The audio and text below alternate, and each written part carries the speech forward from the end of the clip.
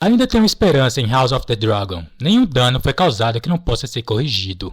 Mas não podemos nos esquecer de Game of Thrones, e como decisões que pareciam inofensivas, acabaram destruindo uma das melhores obras já produzidas. Bem-vindo ao meu canal, meu nome é Wallace e você está no Experiência Lúdica. Tudo sobre Game of Thrones, as Crônicas de Gelo e Fogo e muito mais. Então já se inscreva e comente para me ajudar. Também deixa o like e bora logo pro vídeo. Para mim, a segunda temporada de House of the Dragon pode ser definida em uma palavra: frustração. Mas não é que eu tenha achado essa temporada horrível ou sequer ruim, como outras séries que dá vontade de regurgitar apenas de vermos alguns minutos. Só que estamos falando de Game of Thrones. Essa série já nasceu um sucesso e aclamada. Tudo o que precisavam fazer era não repetir os mesmos erros de Game of Thrones. E adivinha só, eles fizeram exatamente isso. Deturpar a personalidade dos personagens que eles tinham desenvolvido na primeira temporada. Não é nem em comparação com os livros, mas com o que a própria série já apresentou, apenas para adequarem a uma suposta aceitação de uma parcela do público.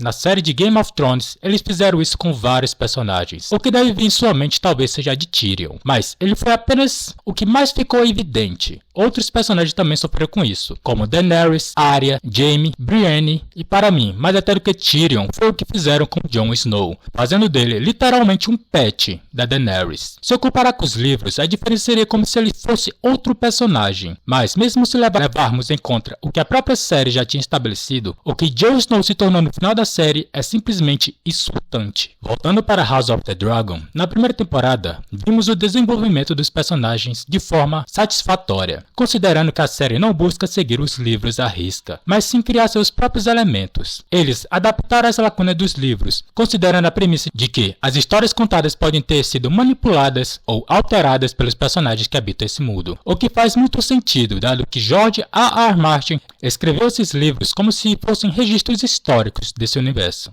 A primeira temporada da série foi praticamente toda focada no desenvolvimento dos personagens, o que, na minha opinião, foi bem sucedido. Ela trouxe à tona camadas que não vemos nos livros, como as dinâmicas entre Daemon, Viserys e Rhaenyra, e as relações entre Rhaenyra, Alicente e suas famílias. A temporada terminou com a clara sensação de que a guerra era inevitável e já havia começado, sem possibilidade de retorno. Isso cria expectativas sobre as ações de certos personagens. Rhaenyra, determinada a guerrear após a morte de seu filho, o que ela acredita que foi assassinado covardemente, elimina qualquer chance de paz ao declarar guerra. Daemon já demonstrava maior apoio à ideia de Rhaenyra como rainha, com aquela cena que não dava pra ver nada. Mesmo se quisesse demonstrar que Daemon ainda se ressentia ou que desejava o trono, eles parecem ter simplesmente esquecido dessas cenas. E Alicente, que já na primeira temporada já via Rhaenyra como perigo para sua família, principalmente depois dos acontecimentos com o Olho de Aemond e com a cena da Coração de Aegon, quando Rhaenys apareceu na Coração e esteve a um passo de matar todos eles de uma só vez. A expectativa era que a guerra escalasse com motivos claros para ambos os lados, mas eles decidiram adicionar razões menos egoístas ou menos violentas, de simplesmente agora é matar ou morrer, o que torna a temporada tediosa. Talvez isso se deva a simplesmente uma má escrita. O que eles propuseram como mais desenvolvimento de personagem acabou sendo como correr em círculos.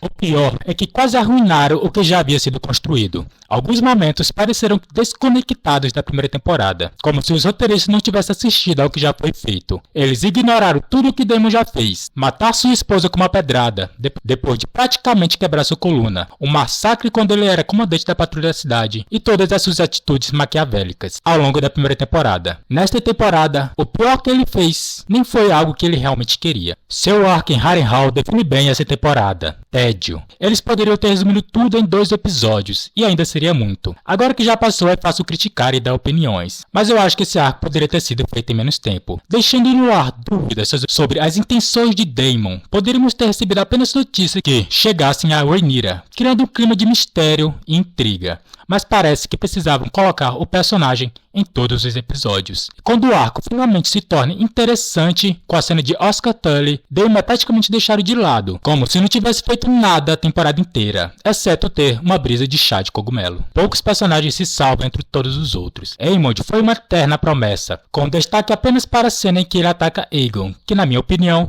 não faz o menor sentido.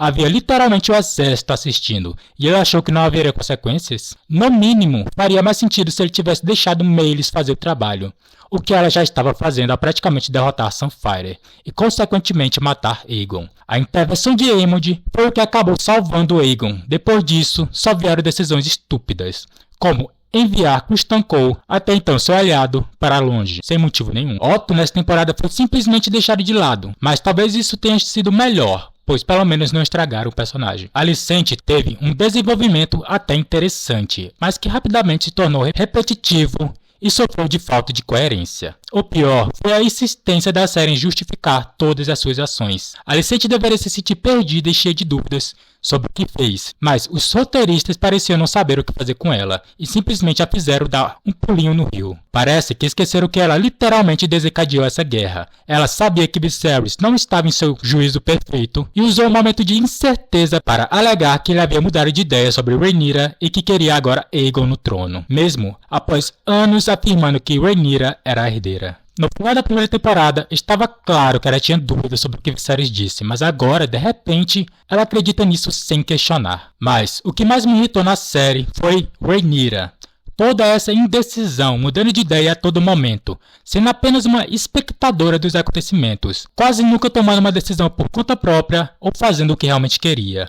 E essa história da profecia de Aegon, como se fosse sua principal motivação, quase me fez desistir de assistir a série. Ela sempre foi julgada por ser mulher, acusada de não ter capacidade para governar, roubaram sua coroa, mataram seu filho, e ainda espero que ela se ajoelhe diante daqueles que fizeram isso com ela. Dizer que ela não quer vingança ou que não tem vontade de governar é absurdo. O simples desejo de proteger seus filhos e garantir que eles a sucedam já seria motivo suficiente para a guerra. Mas, assim como Alicente e Daemon, a série parece querer justificar todas as suas ações, como se tivesse medo de mostrar esses personagens sendo minimamente egoístas ou mesquinhos. O que fez Game of Thrones e as Crônicas de Gelo e Fogo ser um sucesso foi justamente o fato de seus personagens serem moralmente complexos. Mesmo aqueles que poderiam ser considerados heróis tinham segundas e até terceiras intenções. Em Game of Thrones, personagens como Robin, Ned Stark, Arya, Daenerys e Jon Snow, por mais íntegros que fossem, ainda tinham suas parcelas de egoísmo e interesse, seja por vingança, poder, reconhecimento ou fama. Diversos fatores motivavam esses personagens além da simples dicotomia entre o bem e o mal. E quando Game of Thrones se tornou apenas um conflito entre os bons e os maus, isso destruiu a série. Tyrion virou literalmente uma fada sem defeitos, enquanto Daenerys, quando era conveniente, era a heroína que libertava escravos. Mas agora que precisamos que ela seja o boss final, bora fazer dela uma louca, descontrolada e insensata? E é claro,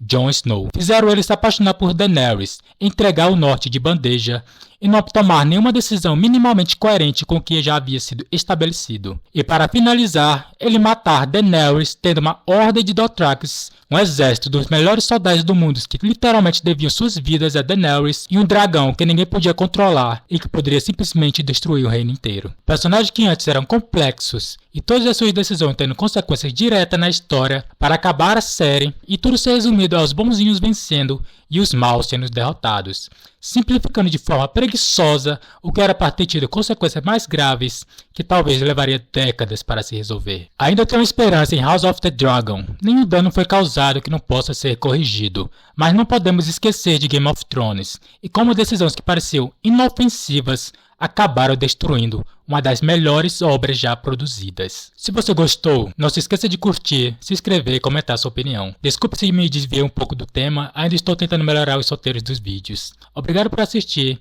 e até a próxima.